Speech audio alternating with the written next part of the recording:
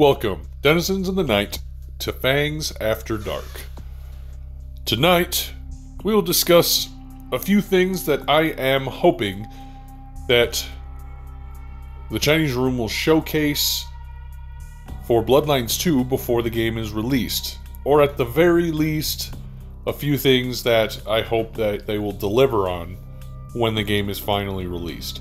I know a lot of us have a lot of opinions on the game. A lot of us have made up our minds on whether the game is going to be trash.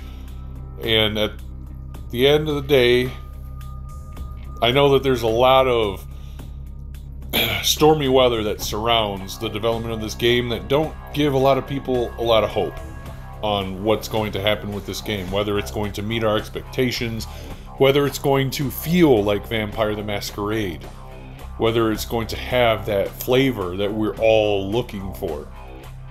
And the next few things I'm going to discuss, if they deliver, will absolutely give us that atmosphere, that ambiance, that theme that we're all looking for. So I really hope they do deliver. One of the things that I really hope that they will showcase more of, reveal, or at the very least deliver upon release is how Bloodlines 2 is going to connect to Bloodlines 1. We know that in the original version of Bloodlines 2 under Hardsuit, they had released clips of Damsel showing up and interacting with the main character. And that got a lot of people excited because, well, it's Damsel. It's the first time we've seen her since Bloodlines 1 20 years ago. Updated graphics, new art for her, new model, voice acting, everything. People got really hyped up. And then when, obviously, what happened, and the Chinese Room took over, we haven't heard anything about how the new Bloodlines 2 is going to connect to Bloodlines 1. I really hope that they can deliver on this, and I know a lot of us are wondering if they're going to at all. Is this going to be a sequel in name only? I think that if that is the case, that's going to be a very, very big L on their part, and I think that's going to seal the deal for a lot of people on whether they want to engage in this game or not. Bloodlines 2, being the first game with the Bloodlines title, needs to have some connection to Bloodlines 1 in some meaningful way. It can't be just some passing comment about how, oh yeah, we want to try to avoid the debacle that old LaCroix caused 20 years ago, and then you never hear anything about it ever again. We want to see characters show up. We want to see quest lines involving, things that may have happened, the aftermath of such things and how they've developed in 20 years. We want something tangible that connects Bloodlines 2 to Bloodlines 1. And hopefully, they will deliver on this. But we will see. Hopefully they reveal something about it. And if they don't reveal anything prior, maybe we'll be pleasantly surprised. But time will tell. Before I could even finish the song. How cruel. Am I interrupting?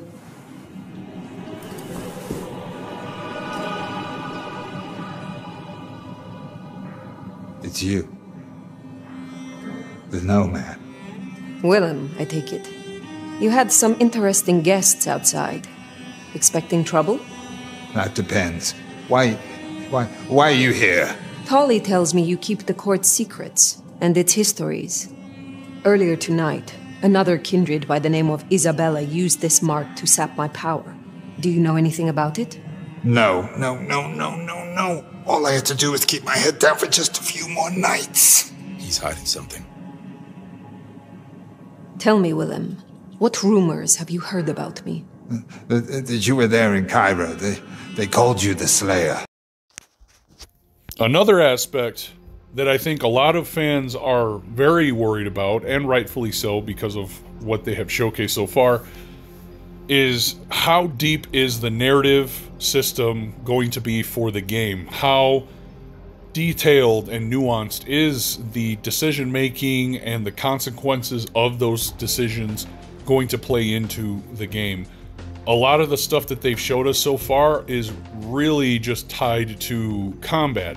The very small, short clan teaser trailers were all just kind of like a showcase of their combat powers and how they fight. The extended gameplay trailer, while it did involve some narrative, showcasing, was mostly just a combat loop of fire going through this place, defeating these, I don't know, meta ghouls, you could call them, I guess.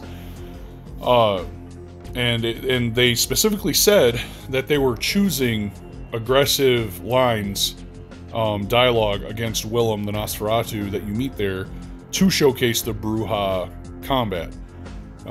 Which in itself is a little promising because they specifically said that they're choosing an aggressive stance to showcase this combat, which kind of implies that you are going to be able to choose different dialogue options to potentially avoid that entire combat loop that they showcased.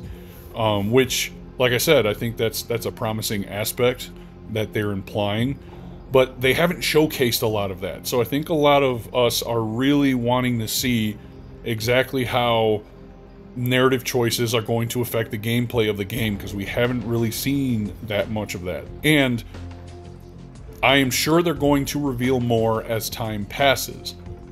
As the closer the game gets to release, I'm sure they're going to drip feed us more things about the game. I don't think we're just going to get this one extended gameplay trailer. I don't think we're just going to get those little small clan teasers. I think they're going to give us more. I hope they give us more.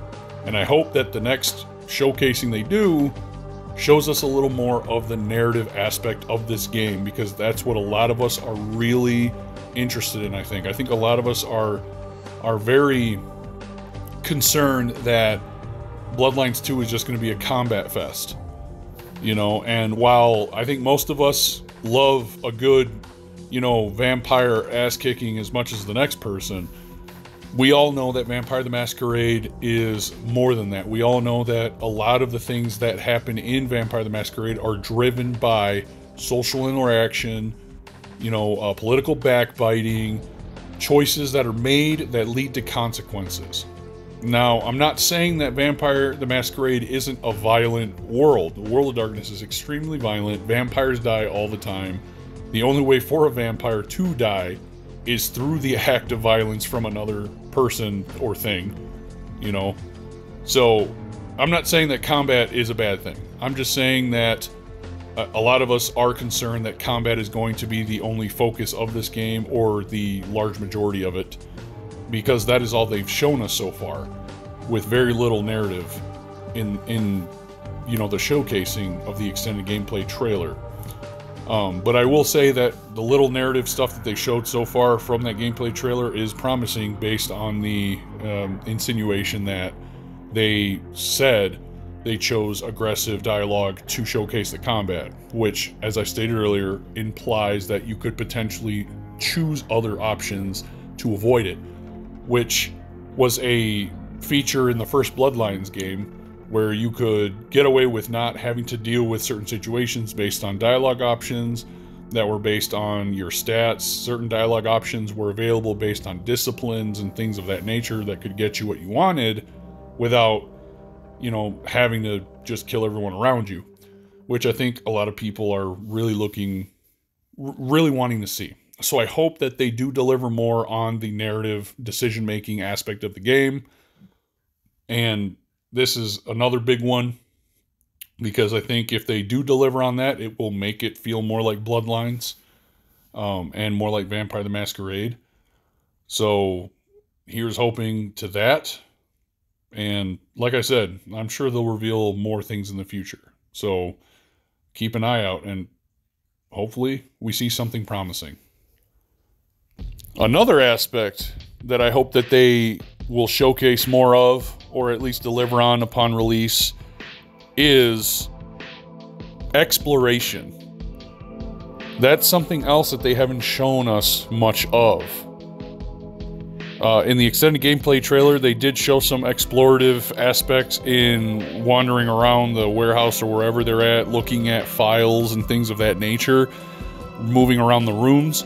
That's cool, but how is Fire going to be exploring the city of Seattle? Is it going to be a hub-style system like it was in Bloodlines 1? Is it going to be more open, where the whole city, or at least a huge portion of the city, is going to be open to you to just go wherever you want? How is that going to work? You know, and on that note, what other systems in regards to moving around the city or exploring the areas that we're in are going to be attached to that? Is there going to be a masquerade system like there was in Bloodlines 1? You know, are you going to have to be careful with how you do things in certain areas lest you bring down the Second Inquisition on your head?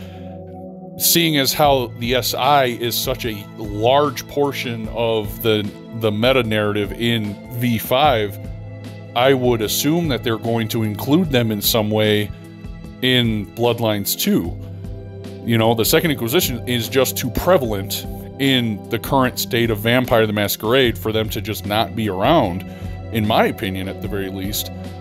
And obviously a Masquerade system would definitely help in showcasing some of the SI stuff, but they haven't revealed anything about any Hunter stuff for the new Bloodlines 2. So I don't know. But I hope they do deliver on that, and I hope that they deliver on the explorative aspect of it as well. In the first version of Bloodlines 2, they showed your character running around the streets and and climbing over buildings and stuff like that. A little bit reminiscent to Blood Hunt, you know, being able to move up on top and around the buildings and whatnot. So I think that they're going to have it be a hub-style system. There are definitely more modern, you know, examples of how that could work. Baldur's Gate 3 is a good example where you had Act 1, 2, and 3 were all set up in different areas that you could freely explore and interact with characters within those areas, and they had their own things you could find and reveal and things of that nature. So I think the hub system would work very well. I think it's one of those things that if it ain't broke, don't fix it. It would give it more of the Bloodlines feel if they stuck to that kind of a system, for sure. So, but they haven't showcased much of that at all, so we don't know exactly how the exploration is going to work. Now, I'm not necessarily opposed to it being a more open world kind of situation, where you just have a large portion of the city that's open for Fire to just run around in, and, you know, just kind of look at things, see things, interact with certain NPCs, things like that. That could be really fun. It could be really immersive as well.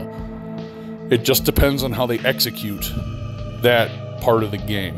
And exploration also kind of delves more into just exploring the city. There's more aspects to exploration that we all want to see, right? We want to explore how we can change Fire as a character for ourselves. Is she going to be locked into a very specific mindset? Or are we going to be able to change our mindset? Kind of like how we can change the opinions of Johnny Silverhand and V in Cyberpunk 2077. I know a lot of people find the whole Fabian in the brain thing to be extremely derivative of Cyberpunk 2077, but that can add a lot of nuance to Fire's character in the way we interact with Fabian. Are we going to be able to, you know, change Fire's outlook on things? Are we going to be able to change her personality? How much are we going to be able to change her personality? Is it going to be very two-dimensional, where it's just good or bad? Or is it going to be like the Fallout 4 debacle, where every decision you make just leads to your character being a very specific way, no matter what? You know, I really hope that is not the case, because that was a huge failing in that game. You know, your decisions meant nothing at the end. So, I'm really hoping that exploring Fire's character is more nuanced than what they have shown so far. And I think that's another thing that a lot of fans are really hoping for, and rightfully so. We all want, if we're going to be shoehorned into playing a specific character, which, by the way, I'm not against. I think games where you play a specifically established character isn't bad, because it can be done well. Look at Witcher 3. You play Geralt of Rivia, a very established character with very specific motivations, ideologies, perceptions, and that game is extremely fun. You can make decisions for Geralt that change the course of the game as Geralt, right? But you're still playing Geralt. There might be some decisions that you might think, oh, he would never do this, but the game allows you to do that, right? And I think that has potential as well, especially since Fire themselves isn't like an overall established character within Vampire the Masquerade. Like, this is the first time we're seeing her. So being able to kind of set the course and change her decisions and her personality based on how we want as a player, I think will really help us set the tone and make it feel like maybe we're not playing a shoehorn character. Maybe we're playing something more akin to what we want to make, like a custom character that has an established name. I know they've said that her aesthetics are going to be customizable, I believe. They haven't really showcased much of that. I know that you are able to play a male version, which they haven't showcased that either. I feel like that's something that they probably will show us as time passes. I mean, I can't guarantee anything, obviously, but I feel it in my gut. The Beast tells me that they will show us the male model for Fire before the game is released at the very least. So, and probably some customizational options for clothing, things of that nature. You know, and exploration wise, are weapons going to be a thing in this game? They haven't shown us that. They've shown us vampire powers, and while weapons in general, like mundane human mortal weapons, aren't necessarily necessary for vampires to, you know, cause havoc and destroy, they're still extremely useful. And I'm sure quite a few of us are still going to want to run around with a katana slashing the hell out of people. So I don't know if that's going to be a thing, because they haven't shown that at all. I don't know if guns are going to be a thing, but that's something to look forward to see if they can showcase that too. You know, there's a lot of things on the exploration tab that they have yet to really reveal, so there's still a lot of meat that they can give us before the game comes out that can sway opinions of the public and the fans. And I hope they do deliver on that, because the more they deliver to set our expectations in a good way, the better off everyone's going to be, right? The fan base is going to be happier, the game is going to be more successful, and I think despite it all, we all want this game to be successful, because if it is successful, then they'll make more stuff. I don't think any of us want them to just not make anything, and for the Vampire the Masquerade IP to just run dry and be completely set in torpor for years and years and years. We want this to work, and this is kind of like, at least my way of putting out there what we want to see. I feel like a lot of us want to see these things.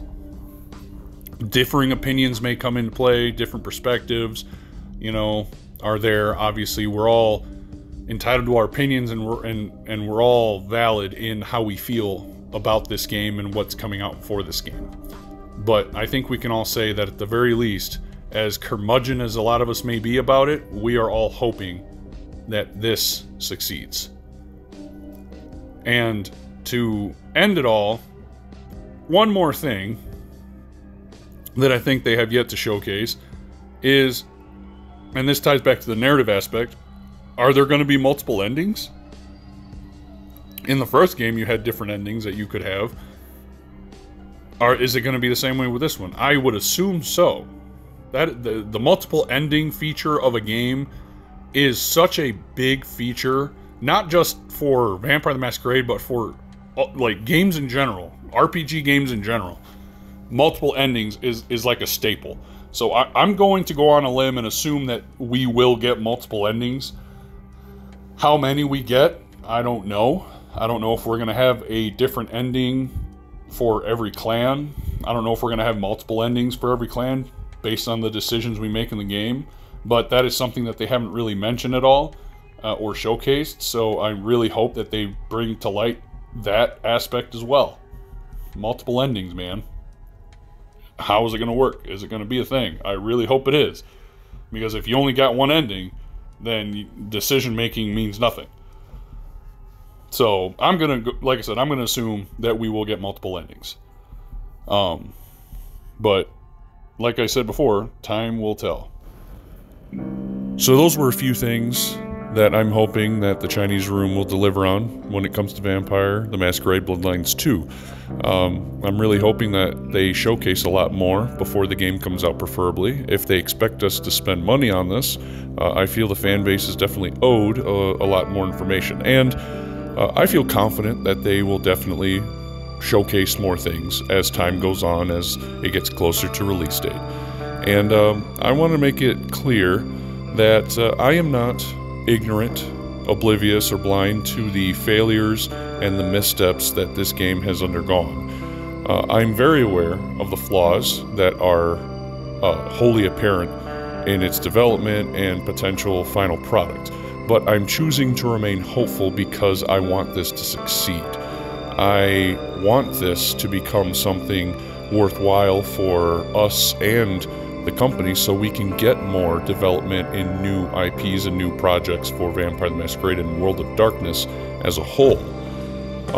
I personally don't think that that's really too much to ask for. I don't think that's a bad stance to have. I know people have a lot of strong opinions on this. We all care very deeply about World of Darkness and the future roadmap that it's taking in all the different media platforms and areas that it's delving into.